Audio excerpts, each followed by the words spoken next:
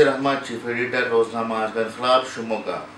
नाजरीन, हम आपके सामने हर दिन एक नए उन्वान पर नए टॉपिक पर एक वीडियो पेश कर रहे हैं और इस वीडियो को पेश करने का मकसद आपको हालात हाजिरा के ताल्लुक़ से बाखबर किया जाए। हमारे हर एक वीडियो में एक पैगाम होता है और ये पैगाम इस वजह से दिया जाता है कि ताकि हमारी कौम बेदार रहे, मौजूदा हालात के जो हालात हैं उन हालात से बाखबर रहें। इस वजह से हम एक नई वीडियो आपके सामने पेश करते हैं। हमें चाहते हैं कि आप हर वीडियो को आखिर तक देखें, क्योंकि आखिर में ही हमारी इस वीडियोस का पैगाम होता है, मैसेज होता है।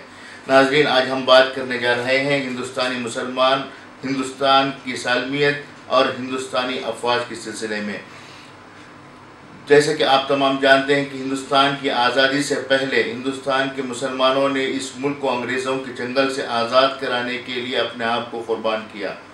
इस मुल्क के मुस्लिम हुक्मरानों ने ही नहीं बल्कि यहाँ के आम लोगों ने भी अपने आप को इस कदर अंग्रेज़ों के मुखालिफ में खड़ा किया कि उन अंग्रेज़ों को अक्सर दहशत होती थी कि कहीं मुसलमान भड़क ना जाएं। इसी खौफ डर की वजह से वो काफ़ी हद तक हिंदुस्तान को एक तरीक़े से चलाते रहे, पर आखिर हिंदुस्तान को आज़ादी मिली। और इस आज़ादी के बाद हिंदुस्तान में जो हालात पेश आए वो आप कुछ लोग जानते होंगे और कुछ लोग जानते नहीं हैं। हिंदुस्तान की आज़ादी से पहले पाकिस्तान का क़याम हुआ। पाकिस्तान को क़ायम करने का मकसद भले ही सियासी रहा हो, लेकिन उसे मज़हब के साथ जोड़ा गया।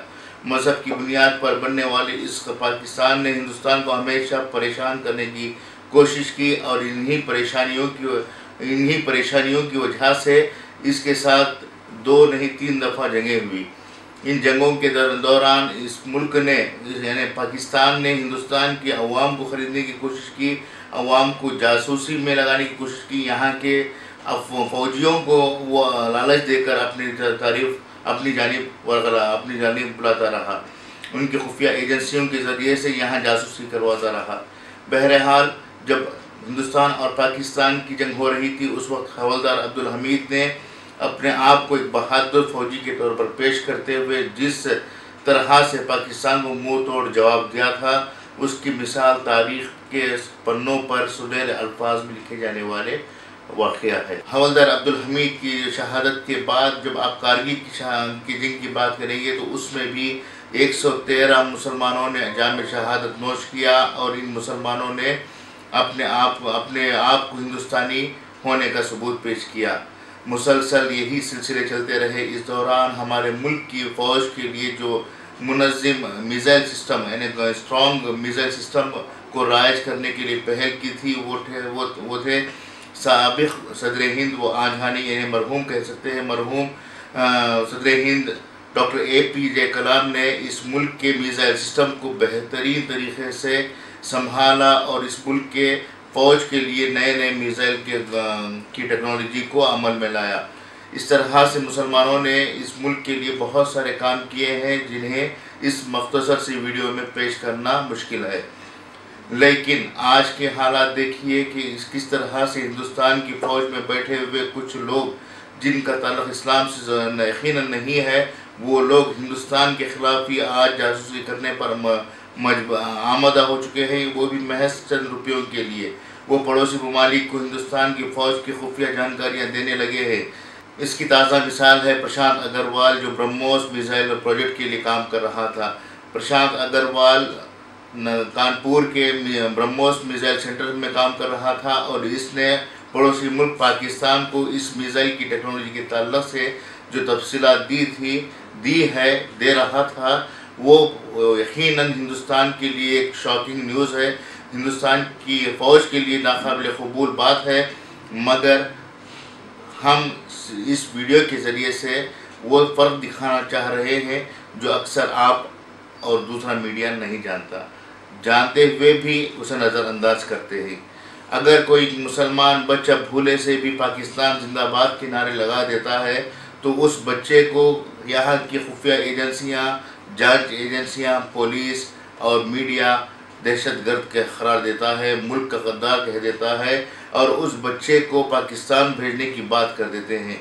कोई नौजवान भूले से भी पाकिस्तान के किसी नंबर पर SMS कर देता है تو وہ پولیس کے لیے تشویشناک بات ثابت ہو جاتی ہے اور اس نوجوان کے پیچھے جاسوس لگا دیے جاتے ہیں۔ لیکن آج یہاں پرشانت اگروال جیسے نوجوان ہندوستانی فوج کے اہم حصے پر وہ خدمات انجام دے رہا ہے، اس نے باقاعدہ طور پر ہندوستان کی خفیہ جانکاریوں کو پڑوسی ملک کو روانہ کی ہیں، جس کی وجہ سے آج ملک کی سالمیت فوج خطرے میں نظر آ رہی ہے۔ ہندوستانی فوج سے جڑے ہوئے کسی فرد کے جاسوس ہونا یہ پہلی بات نہیں ہے۔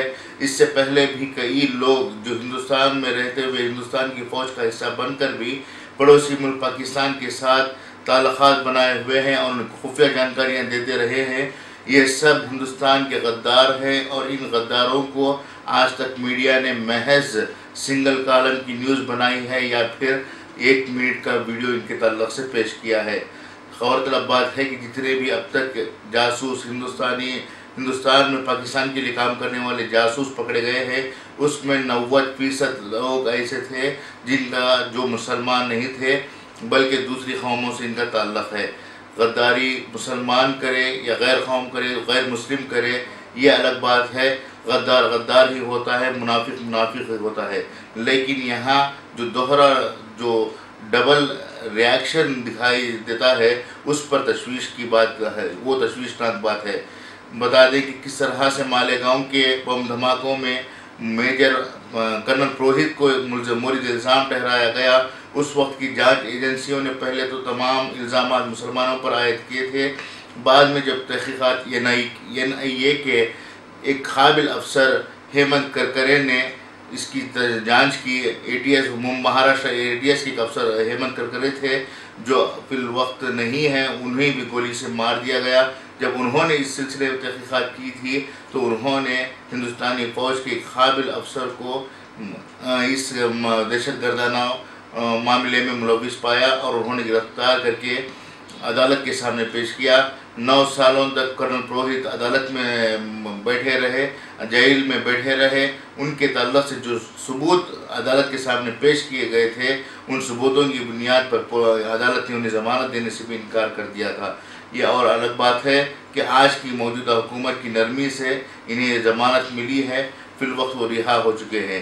لیکن سوال یہ ہے کہ جب کوئی مسلم نوجوان معمولی سے غلطی کے لیے دہشت گرد کہلاتا ہے تو ایسے نوجوانوں کے سلسلے میں میڈیا گھنٹوں اس طرح سے پروگرام پیش کرتی ہے جیسے کہ وہ انٹرنیشنل لیول پر دہشت گرد ہیں، ان کا ایک بہت بڑا گروہ ہے۔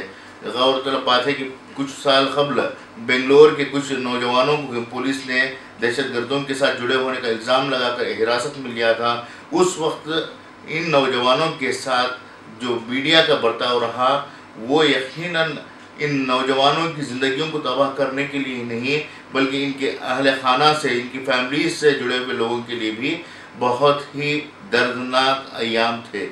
ان حالات کا شکار ایک نوجوان جس کے والدین اب بھی حج کو جانا چاہتے ہیں، ان بزرگ والدین کو آج بھی پولیس یہ کہہ کر پاسپورٹ دینے سے انکار کر رہی ہے کہ آپ کا بیٹا دہشت گرد ہے۔ لیکن دوسری جانب دیکھیے پرشانت اگروال جیسے نوجوان جو ہندوستانی فوج کے ذمہ دارانہ عہدوں پر فائز ہیں، ان کے سلسلے میں کہیں بھی میڈیا کے ذریعے سے بات نہیں کی جا رہی، میڈیا کہیں بھی بات نہیں کر رہا ہے۔ راجناتھ سنگھ جیسے وزیر داخلہ جو ہندوستانی حکومت کے وزیر داخلہ ہیں، وہ اس معاملے پر کسی بھی طرح کی کمنٹس کرنے کے لیے تیار نہیں ہیں۔ مودی جی جو سب کی من کی بات کرتے ہیں وہ بھی اس معاملے میں کچھ بات کرنے سے گریز کر رہے ہیں۔ ہندوستانی فوج کے سربراہ بھی اب تک اس تعلق سے کسی بھی طرح کی بات میڈیا کے سامنے نہیں کی ہے۔ اگر وہیں کوئی مسلمان ہو جاتا تو آج تقریباً 1 مہینے تک اسی سلسلے میں ایک سلسلہ چلایا جاتا کہ کس طرح سے وہ نوجوان پاکستانی خفیہ ایجنٹوں سے ملتا ہے۔ اس طرح سے امیجنیشن کی جو تصاویر پیش کی جاتے ہیں اس سے لوگوں میں یہ تصور پیدا ہو جاتا ہے کہ مسلمان اس ملک کے غدار ہیں۔ لیکن آج جو غیر مسلم جو مسلمان نہیں ہیں وہ ان دہشت گردانہ سرگرمیوں میں ملوث ہونے کی وجہ سے ان پر کسی بھی طرح کا شبہہ نہیں کیا جا رہا ہے۔ اگر میڈیا خبریں پیش کر رہا ہے تو بھی اس طرح سے کہہ رہا ہے کہ ایک اسمارٹ انجینئر ISI کے ایجنٹوں سے مل گیا ہے۔ اس طرح کی خبروں سے جو ہے یہ بات واضح ہوتی ہے کہ کس طرح سے دوہرا رویہ ہندوستان میں اپنایا جا رہا ہے۔ فخر کی بات تو یہ ہے کہ اب تک جتنے بھی جاسوس گرفتار ہوئے ہیں، ان جاسوسوں میں بیشتر جاسوسوں کی تعداد یوں کہیے کہ 99% جاسوس مسلمان نہیں تھے، بلکہ ان کا تعلق دوسرے مذاہب سے تھا۔ اگر یہ مسلمان ہو جاتے تو سوال یہ اٹھایا جاتا کہ کیا واقعی میں مسلمانوں کو ہندوستانی فوج کا حصہ بنایا جانا ہے یا نہیں۔ اس طرح کے سوالات پیدا کرتے اور ہندوستانی مسلمانوں کو فوج سے بھی دور رکھنے کے لیے باقاعدہ ایک تحریک چلائی جاتی، ایک ہیش ٹیگ کے ذریعے سے سوشل میڈیا پر ڈسکشنز ہوتے، لیکن یہاں مسلمان نہ ہونے کی وجہ سے مسلمان محفوظ ہیں۔ ہم آپ کو آخر میں یہ بات کہنا چاہیں گے کہ ہمارے مسلم نوجوانوں کو آپ اس بات پر آمادہ کریں کہ ہندوستانی فوج کے لیے، ہندوستانی خفیہ ایجنسیوں کے لیے، ہندوستانی پولیس کے لیے کام کرنے کے لائق بنے۔ ویسے سعودی عرب، دبئی میں آپ درہم تو کما لیں گے لیکن عزت نہیں ملے گی۔ آپ کو واپس ایک مرتبہ یہاں لوٹ کر آنا ہوگا، پھر آپ کے لیے سماجی انصاف یا سوشل سیکیورٹی کے لیے آپ کو جدوجہد کرنا پڑے گا۔ اس لیے ہم آنے والی نسلوں کو محفوظ کرنے کے لیے ابھی سے ہمارے نوجوانوں کو ان سیکٹرز میں، ان پروفیشن سے جوڑنا ہوگا، تب ورنہ آنے والے دن مزید خراب ہو سکتے ہیں۔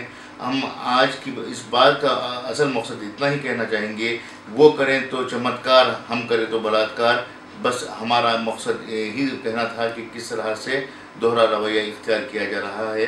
آج ہم اپنی بات یہیں پر ختم کرتے ہیں، کل پھر نئی خبر کے ساتھ، نئی بات کے ساتھ، نئی فکر کے ساتھ آپ کے سامنے دوبارہ پیش ہوں گے۔ تب تک کے لیے اجازت دیں، شکریہ۔